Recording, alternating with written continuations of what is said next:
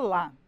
Muito além de relembrar a figura do Zumbi dos Palmares e a luta dos africanos escravizados no Brasil, o Dia da Consciência Negra, 20 de novembro, é uma data significativa, porque traz à luz questões importantes como o racismo estrutural e a desigualdade da sociedade brasileira.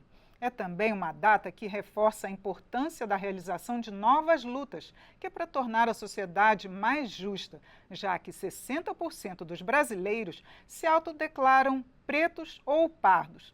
E para entender melhor a data, o que é feriado em alguns estados e municípios e pode se tornar um feriado nacional, eu converso nesta edição do Palavra Aberta com a historiadora e também primeira deputada federal negra em seu estado, a deputada Carol D'Artora, do PT do Paraná. Bem-vinda, deputada. Muito obrigada. Agradeço a sua presença aqui para falar desse tema. Eu que agradeço. Estou muito feliz de a gente chegar nesse 20 de novembro, nesse mês de novembro, comemorando muitas coisas, né? Comemorando muitas conquistas que o movimento negro pautou ao longo da história e agora a gente começa a colher alguns frutos. Então, é um momento de muita comemoração e muita reflexão, né? Seria bom a gente começar, a senhora, falando um pouquinho do que é essa consciência negra, esse orgulho da cor negra na pele que a gente tem como historiadora, professora, a senhora, falar só um pouquinho para a gente. Bom, primeiro pensar que o nosso país precisa de uma consciência negra porque é esse país que sofreu com o regime escravista, que foi um regime extremamente violento, opressor e que ajudou a conformar esse quadro de desigualdade racial que existe no nosso país. Então, muitas vezes a gente vê algumas pessoas questionarem por que a gente precisa de um dia da consciência negra. Porque é muito importante que pelo menos uma vez no ano, é claro que a gente tem que fazer isso o tempo todo, é uma temática para a gente refletir o ano inteiro, mas é muito importante que a gente pare nesse mês de novembro para pensar mais efetivamente sobre isso que é o racismo, né, e que é um dos maiores produtores de desigualdade no nosso país. Então essa é a importância de termos o mês de novembro e termos esse dia de reflexão que é o Dia da Consciência Negra. Eu queria, então, abordar assim, alguns temas sobre a consciência negra, começar pela educação, já que a senhora é professora, porque a gente tem uma lei desde 2003 que exige que se estude a história do negro, dos escravos no Brasil, e que parece que essa lei não pegou, não é, deputada? Os professores recebem formação para dar esse tipo de aula? A gente teve em 2013, né, essa lei instituída pelo presidente Lula, então a lei de história africana e afro-brasileira em todos os currículos, a Lei 10.639 de 2003. E a gente diz que a gente recebe essa lei num contexto de uma sociedade racista.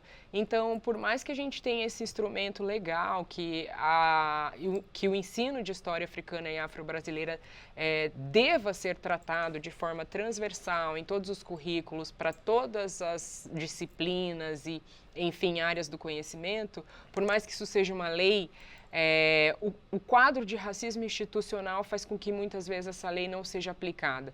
Não significa que a gente não teve muitas conquistas também por causa dessa lei, né? Eu venho de um período da história brasileira, eu tenho 40 anos, então no meu período de escola essa lei não estava aprovada, eu não tive isso nos currículos, o que a gente tinha era os livros didáticos, abria os livros didáticos, o que a gente via era o negro no tronco, sendo chicoteado. A gente não tinha essa história recontada a partir do nosso olhar e a partir da construção e de tudo que a gente ofereceu para esse país, né? Da cultura que trouxemos. Exatamente, toda a nossa contribuição, inclusive a nossa força de trabalho, né? Não só a nossa cultura, mas efetivamente construímos esse país, né? Com muito suor. Então isso não estava representado, a lei traz isso, hoje a gente tem materiais didáticos maravilhosos, tem professores comprometidos com essa temática, então algumas mudanças vêm sim acontecendo, mas a gente ainda percebe que isso não está consolidado, então a gente precisa continuar pautando, exigindo que essa lei seja efetivamente aplicada. Agora, na área do trabalho, a maioria da população é negra, mas os salários, a gente vê, tem algumas pesquisas que mostram que o negro em mesmos cargos recebem mais de R$1.000 a menos que os brancos. E, por outro lado, entre os desempregados, os negros também são maioria. Como fazer para reverter essa situação? Eu tenho dito que a gente chega comemorando, então a gente chega nesse Novembro Negro comemorando um aumento de parlamentares negros. Isso é muito importante porque para vencer o racismo estrutural a gente precisa consolidar também uma legislação. Legislação e políticas públicas, políticas reparatórias, políticas afirmativas que nos ajudem nessa construção de um país sem racismo, né? Nessa superação do racismo. Com uma lei de cotas que foi recentemente renovada. Né? Exatamente. Então a gente chega comemorando a instituição de uma bancada negra aqui na Câmara, fundamental para isso. Mas a gente também tem que ter um olhar para o futuro e pensar quais são os próximos passos, quais são os lugares que a gente tem a chegar. E um desafio muito grande é a desconstrução da mentalidade racista. Eu tenho dito que a gente, enfim, tem esse quadro de racismo estrutural que se desdobra no racismo institucional, que se desdobra na discriminação cotidiana que acontece lá no mercado de trabalho. Então, por que as mulheres negras estão na base da pirâmide social, são a maior parte das empregadas domésticas, a maior parte das que recebem menores salários, a maior parte das que estão em situação de vulnerabilidade, aquelas, enfim, né, que estão na informalidade. Porque também o racismo se dá nas relações cotidianas. Então, o nosso desafio é desconstruir a mentalidade racista, porque, infelizmente, o que acontece é que, muitas vezes, a pessoa negra no mercado de trabalho é vítima de alguém que tem o poder, muitas vezes, de barrar a sua inserção nesse espaço. A gente tem exemplos, por exemplo, de pessoas negras que vão passar por um processo seletivo e são barradas pela cor da sua pele. Ah, não, a gente não vamos contratar. Não condiz aqui com o que a gente entende que significa boa aparência. Sim. Esse tipo de coisa ainda está no nosso cotidiano, na nossa cultura. E o nosso desafio é superar, desconstruir através de informação, através de debates como esse, através de todas as ações que a gente faz agora no mês de novembro, porque nas relações cotidianas o racismo institucional acaba se reproduzindo e indo para a forma mais ampla e mais cruel do racismo, que é esse quadro de racismo estrutural que chega a ser sufocante quando a gente olha para os dados, né, pensando como a população negra está posicionada na sociedade brasileira. Sim, então, queria que a senhora falou aqui da bancada negra, que também foi recém-instituída. Qual a expectativa para a atuação dessa bancada? Porque a gente tem parlamentares de todos os espectros. E quais os desafios dessa bancada? A gente, enfim, está muito feliz com essa bancada porque, apesar de não termos a proporcionalidade, né, da população negra representada aqui dentro, aqui no Congresso, a gente fica feliz com a instituição da bancada porque, através da bancada, a gente consegue ter voz, por exemplo, no colégio de líderes aqui dessa casa, o que é muito importante porque, muitas vezes, por sermos uma minoria política, somos a maior parte da sociedade brasileira, porém uma minoria política, estamos subrepresentados. Então isso dificulta até mesmo algumas questões, né? Como a gente se movimenta, como a gente faz algumas articulações.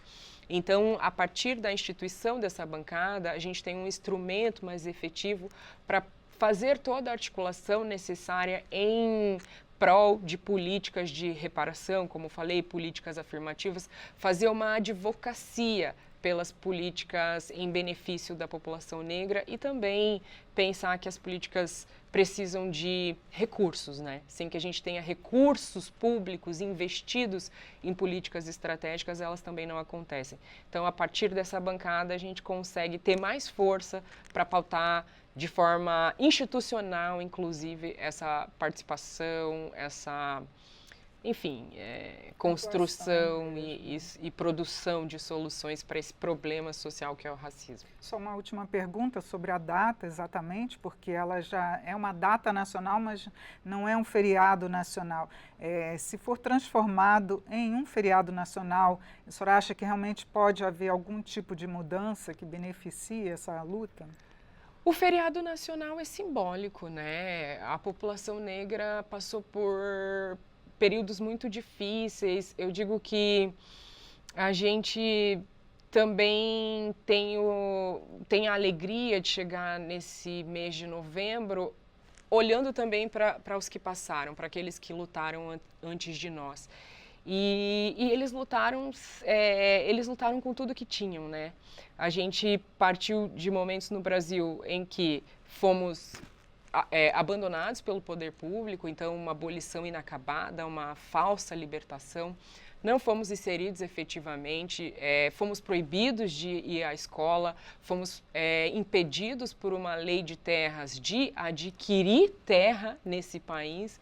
Então, aqueles que vieram antes de nós fizeram uma luta muito pesada com tudo que eles tinham. E eles não tinham representação política, eles não tinham poder econômico e nem sequer poder simbólico, porque é isso que o racismo faz, né? Tira nos desumaniza, o racismo nos desumaniza. Então, tira também a nossa capacidade de poder simbólico. E mesmo assim, o movimento negro foi forte o suficiente para produzir as soluções que esse país precisa e dizer para esse país é racista, esse país precisa se retratar com a população negra. Então, dentro dessa sociedade, entendendo aquilo que tem valor, entendendo que uma data comemorativa, ela mostra o que essa sociedade valoriza, ter o 20 de novembro instituído como um feriado nacional fala um pouco dessa reparação, fala um pouco do reconhecimento dessa população que aqui está fazendo uma luta histórica. Então, demorou já para a gente ter esse dia como um feriado nacional. Deputada Carol, muito obrigada por sua participação aqui, esclarecimento sobre esse tema, principalmente nesse mês de novembro. Eu que agradeço, muito obrigada e contem comigo sempre. Eu conversei sobre o Dia da Consciência Negra e seus desdobramentos. Foi com a historiadora e também primeira deputada federal negra do seu estado, a Carol D'Artora, do PT do Paraná. Eu sou Regina Assunção, agradeço a sua audiência. Se você quiser compartilhar essa entrevista, basta acessar a página da Câmara dos Deputados ou, na internet, acessar o nosso canal no YouTube. Siga também as nossas redes sociais. Obrigada pela sua audiência. Até a próxima.